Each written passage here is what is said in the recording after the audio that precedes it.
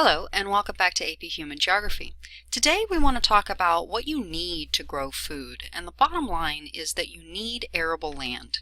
So your food comes from plants, animals, and animal products like milk and eggs. And not only do we grow food, we also grow all kinds of other things, from fibers to fuels to dyes to glues to cosmetics. And so we need lots of good soil. That is the heart of growing things. So what is soil? Soil is a combination of inorganic and organic matter. So you have minerals, tiny particles of rock, right? Then you have the organic component, the humus, and then there's air in the pores of the rock, and then there's water in the pores of the rock. And that is all of the stuff that you need to grow plants. Now, the composition of the soil can vary widely from large size sand all the way to very fine silt. And that composition is going to be influenced by the climate, by the type of organisms in the ecosystem, by the landforms, by the parent material. And by parent material, I mean, is it granite? Is it shale? What's underneath? What's the bedrock? And then, of course, time. It takes a very long time for rocks to break down into small enough particles to make soil. So here's your first question. Why is decomposition in soil important? It returns nutrients to the soil, it removes plants from the surface, and it increases the water holding capacity of the soil, or all of these. Well, this question should be obvious. The mineral component is really important, right? It is, however, the organic component that is going to be the central part of providing what plants need. And decomposition returns organic matter to the soil. This is where you get the nutrients. Also, if you just had dead stuff on the surface, you wouldn't be able to grow anything because there would just be dead stuff piled everywhere. And so you need to clear out. Decomposition does that. And that organic matter can actually hold in water. And the water holding capacity of a soil is based on the size of the pores in between the inorganic particles and how much organic matter is in it. And it's a really important thing. So all of those. So soil supports plants by providing water and nutrients. It provides an anchor platform, and you have the humus, you have the community, the bacteria, the fungi, the invertebrates that help with decomposition, that help with nutrient acquisition. And then of course there are the pollinators. Now I've put the pollinators in terms of the soil conversation, not because pollinators are part of soil, but it goes to the idea of what do you need to help plants grow. So there's that. But anyway, okay, now soil also supports animals. Grass is the food source for a lot of our meat and dairy animals, cattle, sheep, bison, goats, right? All of those things. We also feed other important food sources, grain. Pigs, chickens, also cows, sheep, goats, whatever, also eat grains, but pigs and chickens are fed predominantly grain crops. And then we eat grains, we eat fruits, and we eat vegetables. So ultimately what we're talking about is the idea of arable land. In order to do all of this, you need land that has good soil, and land that has good soil is called arable land. And there are about 13 billion hectares of land on the earth, which is about 30% of the earth's surface. 38% of that land, almost 40%, is used for agriculture. Now when we talk about agriculture, we're not just talking about farming, we're also talking about grazing. Okay, so that's going to include all of the grazing lands as well. Grazing lands are important, they're grasslands, they also need to have good soil. Alright, so 1.5 billion hectares, or sorry, 1.4 billion hectares out of that 13 billion hectares is actually arable. So it's about 10% of the total. That is not a lot, right? So what that actually translates to is that currently less than 30% of the agricultural land that we use is actually considered arable. It is marginal. And so we have a large population. We have people living everywhere, and so we are growing things in arable land, but we're also growing things in marginal land simply so we can have enough food distributed all over the world. So let's talk about farms, right? Because when we talk about growing, we're talking about farms. When we talk about ranching, we're talking about farms. Here's a statement. Is it true or false? Most farms are owned by corporations. Agribusiness is what farming corporations are called, although they may be operated by families. Is this true or false? This is actually false. Most people in the country think that farms in the United States are owned by huge corporations, and maybe you might have a family managing them, but they're all owned by huge corporations. And it turns out that's simply not true. Now, why do we want to talk about farmers? Well, farmers support soils. The way that a farmer farms will determine whether the soil will continue to be good, fertile soil in the future. So we're going to have several conversations. How are we using land, about soil, and about farmers? So, one U.S. farmer feeds about 170 people. The average farm in the United States is about 440 acres, and 96% of farms in the U.S. are family owned and operated. And so I wanted to put in all of these pictures. These are all American farms, and they are all farmers that most people don't imagine when they imagine a farmer. And yet, farming is a universal venture. Everybody around the world has to rely on farming, regardless of who you are or where you live. You rely on a farm, whether directly or indirectly. So when we look at agricultural use around the world, that means there is a lot of it, right? Lot of it, whether it's pasture for grazing or cropland for growing. We use lots and lots and lots of land, which means we also use lots of water. The number one use of water around the world is for agriculture. And then here's just another map to show you all of the different land use systems, like what are we doing with it. And here we're talking about, in this pink area, this is all going to be the agriculture stuff. In these green areas here, this is going to be managed forest and forests that are used either alongside agricultural activities or with livestock activities. Then we have livestock here in the oranges, or in the orange colors.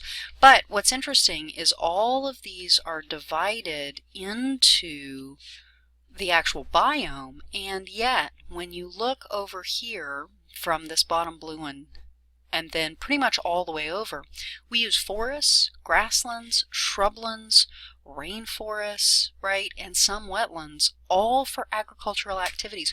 We can grow lots of things in lots of places, but the question is, can we grow enough food for the population? Yes, maybe with new technology. Nope, we're out of space. Yes, if we take better care of our soil. Nope, population growth will ultimately exceed food production. Well, all of these things are true, or maybe not true. So it's actually really hard to say if we can grow enough food for the population. It really depends on the decisions that we make going forward. So parts of each of these statements are true. Okay, so what are we doing in the United States? When we look at growing stuff, we grow lots and lots of things, right? We grow lots of wheat, grow lots of corn, grow lots of cotton. We've got cows and chickens and dairy, fruits and vegetables, tobacco, all kinds of stuff, right? And what I think is cool about this picture is that you actually see very few places don't have farms. And I think that's not something that people expect when they look at a map of the United States. Now, how much land does it actually take to grow something, right? Now, it takes about 145.2 square feet to grow a bushel of corn, right? One bushel of corn, that's this basket, right? Now, that's a lot of land. But here's the good news. It used to be a lot more. We've decreased the amount of land that it takes to grow one bushel of corn 10 times in the last 100 years. That's an amazing thing. Right, that's an amazing thing. And so what we're looking at, and actually it's not quite 100, it's not quite 10 times, we're making it to that 145, but we're pretty darn close. That's projected, but we're really close to that right now. So we have done a great job really increasing yields because decreasing arable land is a huge concern. With the increase in world population, we need more space for people to live, which means there's less agricultural area. And with more people, you're dividing that smaller space among more people. So this is a real problem. Now, the other thing that we're seeing is that we have the potential to really decrease our yields because we are ruining the soil, and soil is a really slowly renewable resource, and this is all very problematic. Each year, the Earth is gaining somewhere around 80 million people, and it loses 5 to 7 million hectares of productive cropland to all of these reasons. And that's a big problem. It's a big problem. And whether we're talking about erosion, we're talking about salinization, we're talking about waterlogging, we're talking about loss of nutrients, all of these things are causing us to really feel the pinch there. Now, not so much that we've stopped producing food. Remember, the United States still produces so much food that we can not only have enough to feed our population. I'm not saying that all of our population actually is fed in reality, but we can, and we feed lots of other countries too. But the bottom line is, when you break down the principal causes of soil degradation, it is because we are not always around the world using good, sound agricultural practices. We overuse the land, and we take away valuable ecosystems that help support our agricultural lands. Okay, and when you put that all together, this is a very serious picture of concern, right, for farmers and for anyone who eats food, if you're paying attention. Now, let's switch. We've talked about decreasing arable land. We're also having water issues. We need lots of water to grow crops, and some crops need more water than others. But what that means is that we have to heavily irrigate. And we do that from two sources, rivers and lakes. And so we can dam rivers, we can channelize them, all of that good stuff. And then we can also withdraw from wells, right? So withdrawal is where we pull groundwater up through a well, okay?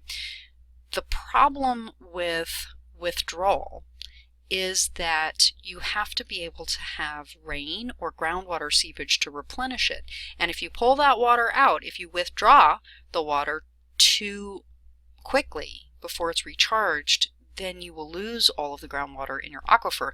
This is a problem because you can't irrigate your crops anymore, but also your land starts to subside, which means it sinks down. Las Vegas, for instance, has used a lot of the water that was underneath it, and in some places the land that the city sits on has sunk since the 1950s, well, probably more than that, since the 1920s maybe, as much as 3 feet. So this is a big deal. Moving water changes the natural ecosystem, and it can cause real soil quality issues. Okay, so when you start looking at water issues, right, and water availability, that's something that's changing too. And when you start losing water, you become at risk for something called desertification. And it's exactly what it sounds like, becoming a desert. And there are lots of places, I mean, all of these red and orange places are vulnerable. And you can see they're places that are marginal to begin with. They're usually on the edges of deserts already. Okay, now, not lots of people are really concerned about this, in part because we're so far away from the farm in developed worlds. In the cities, most people don't have a lot of experience with farming and the farming process. We go to the grocery store, we go to restaurants, right? We don't really think about where our food comes from very much, and therefore we're not really concerned with the things that concern farmers. And that is a real problem. When we stop being concerned about the issues that affect the people who are making our food, right? So soil quality, water quality, all of those things, then we run the risk of losing our food supply. All right, so let's talk a little bit about agriculture in general. When we talk about a farm system, there are really 3 things that you need to think about. The inputs, these are the things that are necessary for conducting the farming. So there are natural inputs that has to go with climate, the weather, rain, things like that. Topography, that's going to be the soil, the lay of the land, all of that good stuff. Then there's the human inputs, and that's going to range from labor to all the chemicals. And then, oh, sorry, there should be water right there. So this should say labor, fertilizer, pesticides, water. And water can actually also go under the natural category because it depends on how you're getting it. If you're relying solely on rain, that's going to be a natural thing. If you're diverting the water or pulling it, withdrawing it out of the ground, then it's going to be a human thing. Now, there are also the processes. These are the activities that are specific to a farming method, right? So this is the business of farming, right? Doing farming. Now, there are also farming outputs. These are going to be, this is the yield, the crop yield. This is what the farmers produce. So what are the agricultural goals? Well, it depends on whether you are doing commercial or subsistence agriculture. So there are really 5 characteristics that will determine whether you're talking about commercial or subsistence agriculture. What is the purpose? Right? What is the purpose? How big is the farm? What is the percentage of farmers who are in the labor force, right? Is most of your population farmers? Not most of your population farmers. The relationship of the farming to other businesses, is this a business too? Right? And then the use of machinery. So when we talk about subsistence agriculture, this is produced mainly for the farm family's survival, probably with some left to trade. That's a really important thing. You want to be able to trade with other people for things that you couldn't grow or don't have. Now, the first farms, and we've been subsistence farming for over 10,000 years, these are the first farms. They're usually small. They're often less than an acre around the world.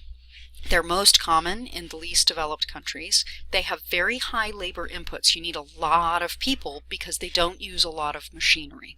All right. So, which of the following is the most extensive type of subsistence agriculture?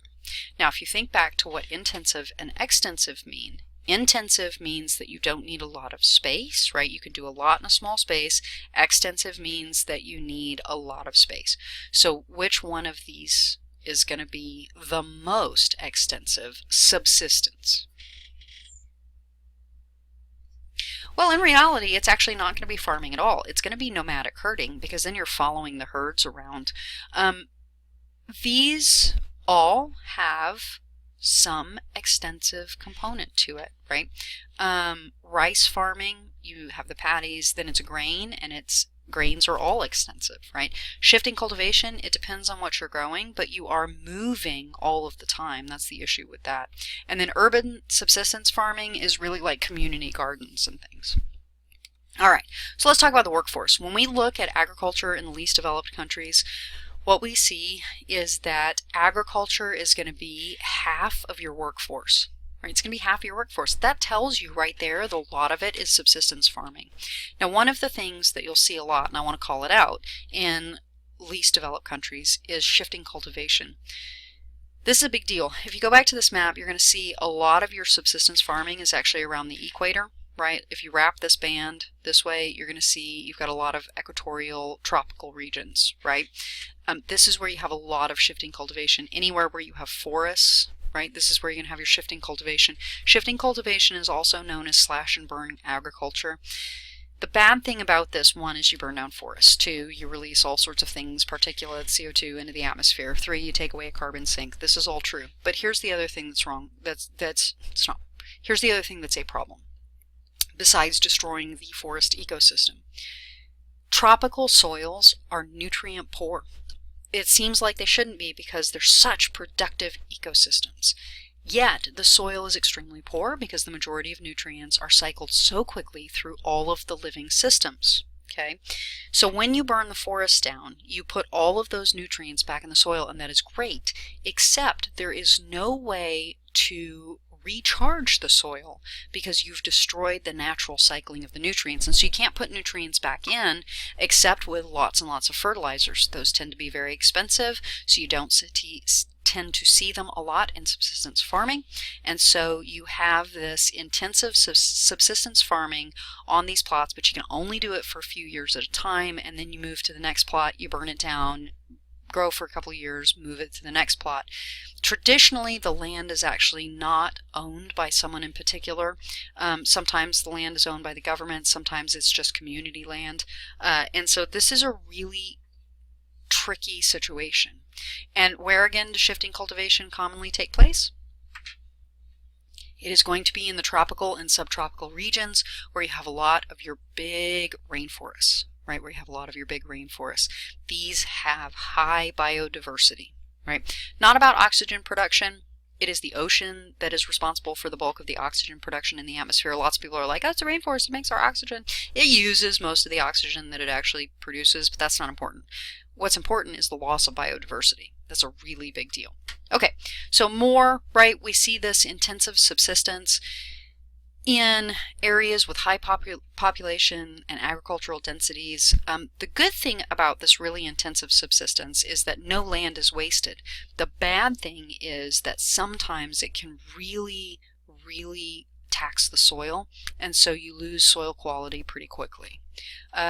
Rice oftentimes is a subsistence farm. There's also commercial rice farming and things like that, but just to point out, here's a map of rice production, and you can see the places where you can do this are places where you can accommodate the life cycle of rice, right? And when it's baby rice, it needs to grow in paddies, and then it can grow like regular grain after that. You can really only grow it in places where you can accommodate that type of system, right? And so we'll talk a little bit about each of the big crops and what they need.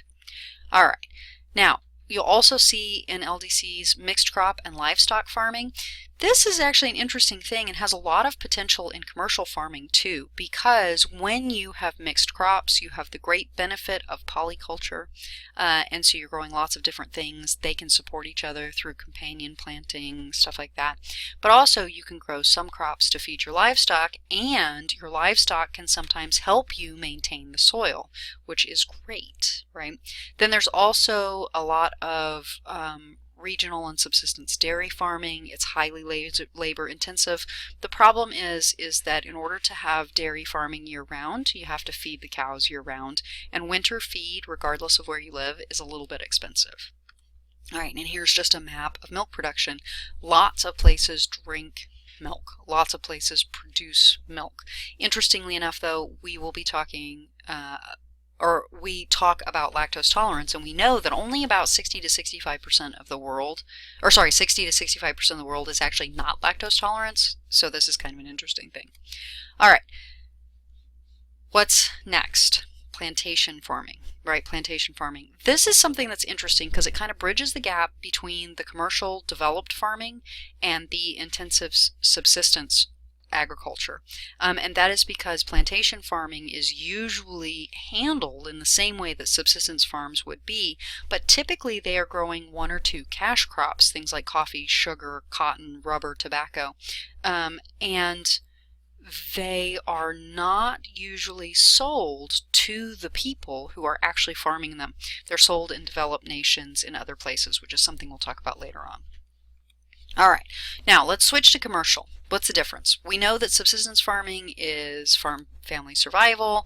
Commercial farming is produced mainly for sale. Modern farms, even if subsistence farms, really try and grow enough to trade or sell at market, but modern farms are all about selling.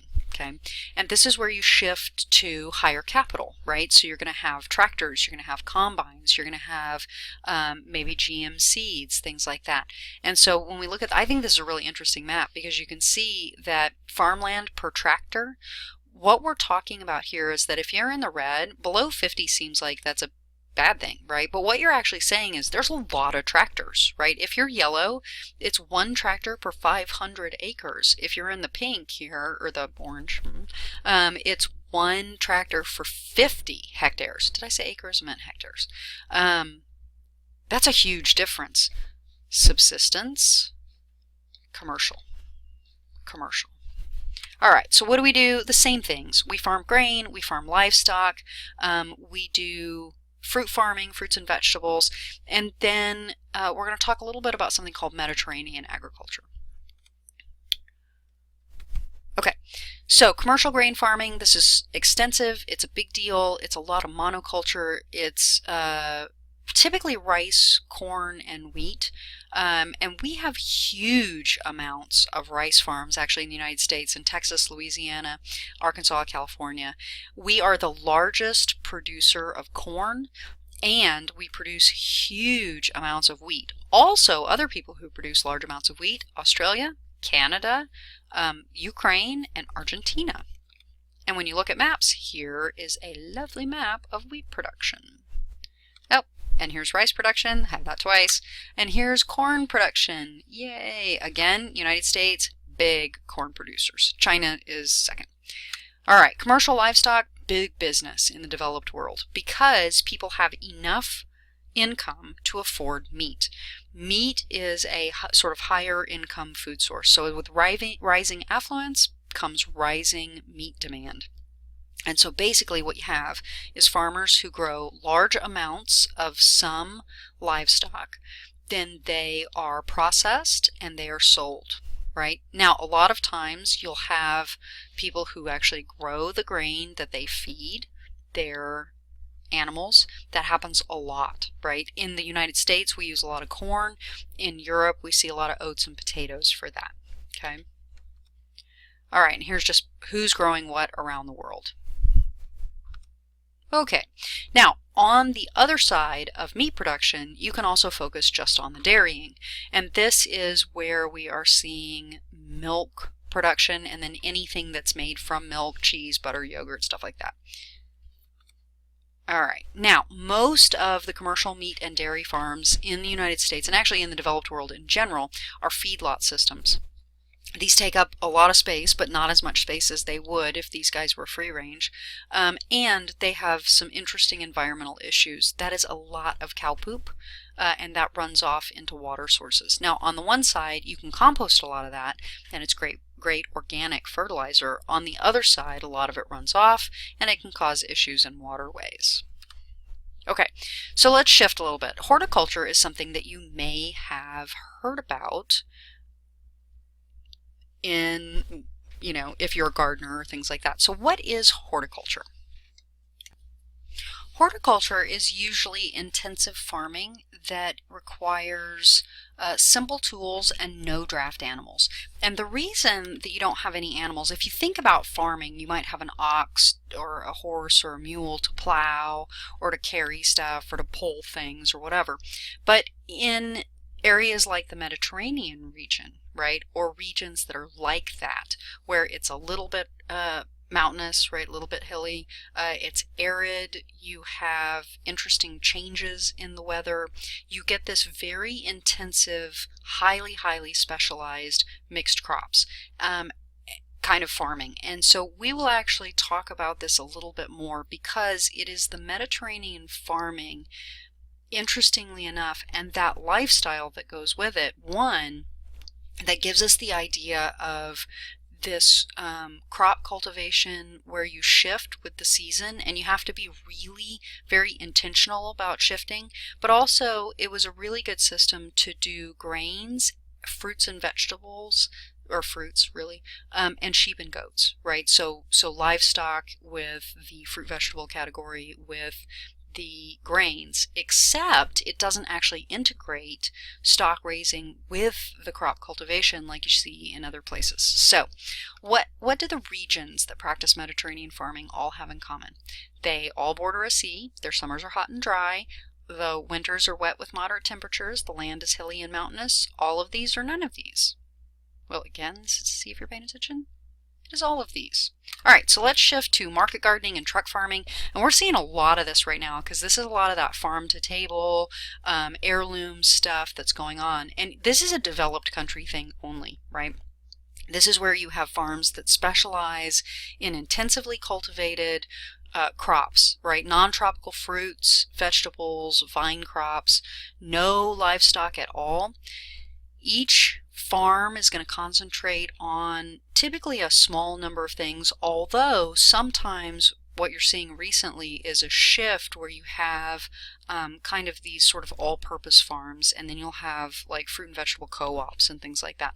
But ultimately the entire farm output is for sale. They're often cooperative marketing arrangements, so like if my farm raises, lettuce and potatoes, and your farm, you have an orchard that's apples, right? We can get together and we can provide all of those things for a co-op or something like that. Now, oftentimes they depend on seasonal farm laborers, right? Because they're big seasons here. And this is where you can start talking about California migrant workers and the migrant chain and how that works. Okay, so one of the benefits, though, is a lot of times these market garden farms and the truck farming are locally grown food, okay? And that saves energy, and that's actually a good thing. So there are other issues that may not be positive. There are some issues that are positive, but saving energy, that's a positive thing. So how does that work? Locally grown food does not use petroleum-based fertilizers. Locally grown food does not use petroleum-based pesticides. Locally grown food supports local farmers. Locally grown food does not need to be transported far, or all of these. It is not all of these. That is not the answer. Aha, see? Now, locally grown food does support local farmers, but that's an economic thing, right? And that's good. That's a benefit. It's an economic thing. The first two are not a thing. Energy, though, if you have locally grown food, you don't have to transport it, and therefore you don't actually have to deal with the fuel and the emissions that go with that. All right, so let's just talk a little bit. I know this is long. I am almost done. I know we hit the 30-minute mark, but I need like 2 more minutes. One of the outcomes of all of this agriculture that we do is we actually reshape the land. Slash and burn destroys forests, it clears them down, and we cannot get those forests back. When we terrace, we change the sides of mountains, right? We actually physically change the landscape. So paddy farming and terrace farming, this happens to be a paddy terrace, but when we do paddy farming, we flood. When we do terrace farming, we're cutting into the side of mountains, right?